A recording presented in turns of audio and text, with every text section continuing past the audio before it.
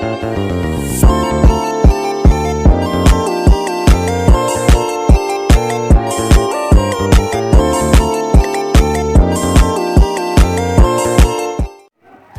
langsung saja kita masuk ke pembahasannya, yaitu integrasi nasional di tengah keberagaman Indonesia.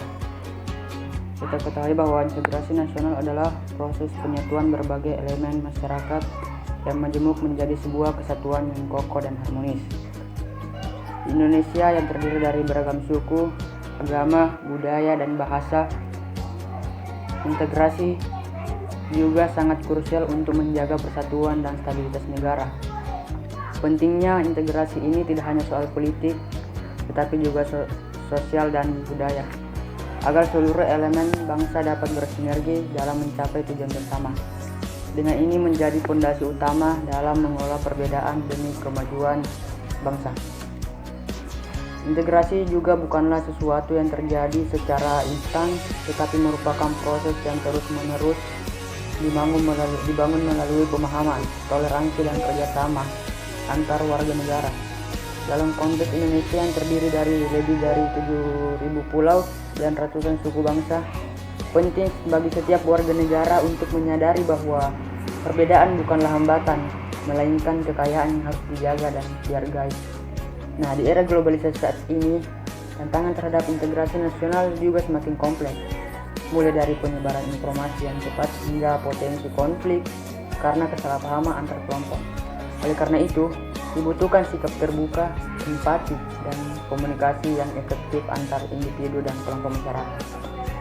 Generasi muda memang memiliki peran strategis dalam menjaga integrasi nasional melalui pendidikan, media sosial, dan berbagai aktivitas sosial.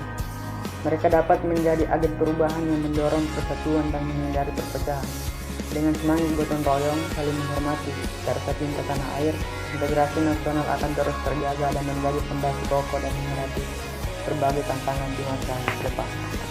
Baik, berikutnya adalah peran strategi generasi muda dalam menjaga integrasi nasional.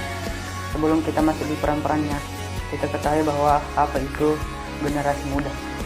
Nah, generasi muda merupakan aset penting bangsa yang memiliki potensi besar dalam menjaga dan memperkuat integrasi nasional. Dengan semangat idealisme, kreativitas, dan akses luas terhadap informasi, mereka dapat menjadi jembatan yang menyatukan berbagai perbedaan dalam masyarakat. Tidak hanya sebagai agen perubahan, generasi muda juga berperan sebagai penjaga nilai kebangsaan yang inklusif dan toleran.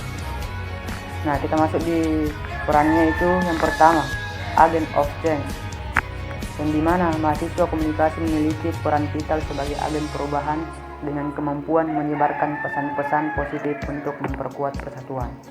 Kedua, yaitu penggerak dialog, yang dimana mereka mampu mendorong dialog antar kelompok agar tercipta pemahaman dan toleransi yang lebih baik dalam masyarakat.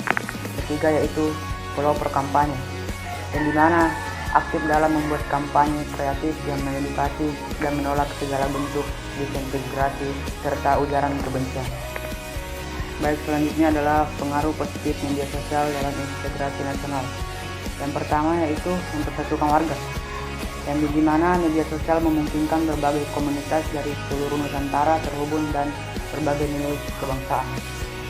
Melalui platform digital seperti Instagram, YouTube, TikTok, atau Twitter, masyarakat dapat saling mengenal budaya, bahasa, dan tradisi dari berbagai daerah.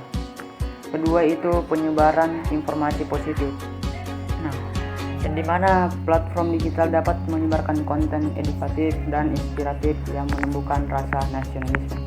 Ketiga, itu mobilisasi aksi.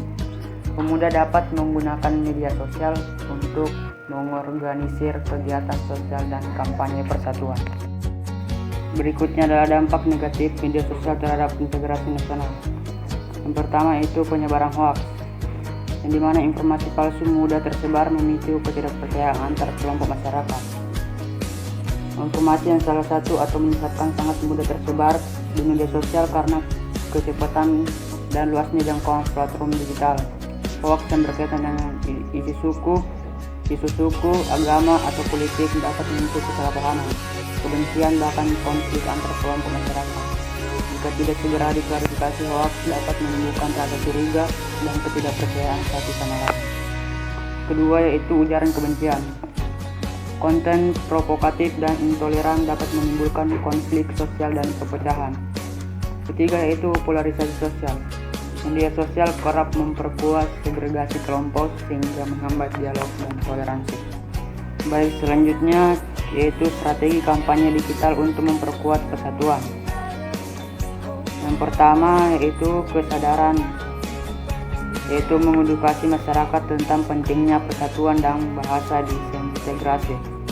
Kedua yaitu kolaborasi, menjaga berbagai komunitas berpartisipasi dalam gerakan persatuan lintas budaya. Ketiga, penyebaran, yang dimana memperluas jangkauan pesan positif lewat platform media sosial yang populer. Yang keempat adalah perlindungan, menolak dan melawan hoax serta ujaran kebencian secara aktif.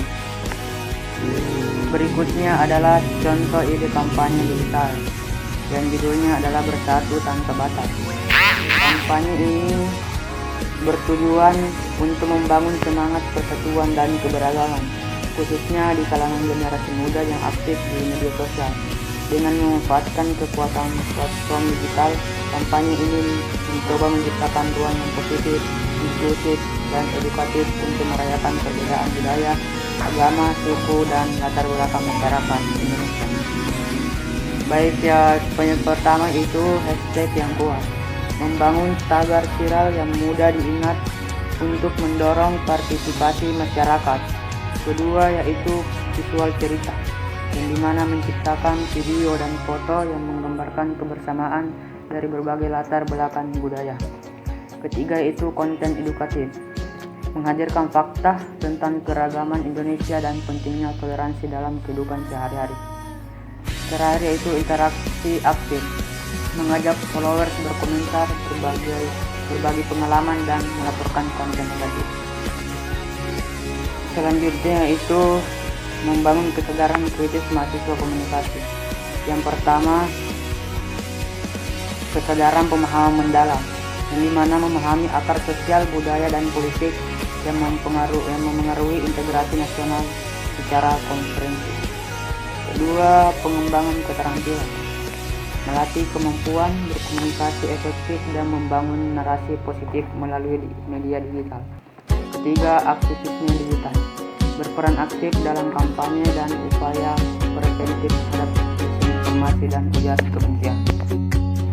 Baik, adapun kesimpulannya yaitu memahami bahwa integrasi adalah fondasi keberlangsungan bangsa majemuk seperti Indonesia. Generasi muda, khususnya mahasiswa komunikasi, harus menjadi pelopor dalam memperkuat persatuan, yang dimana media sosial harus dimanfaatkan untuk menyebarkan konten positif dan melawan disintegrasi sosial, sehingga melaksanakan ide kampanye digital yang berkelanjutan untuk mendorong persatuan dan toleransi.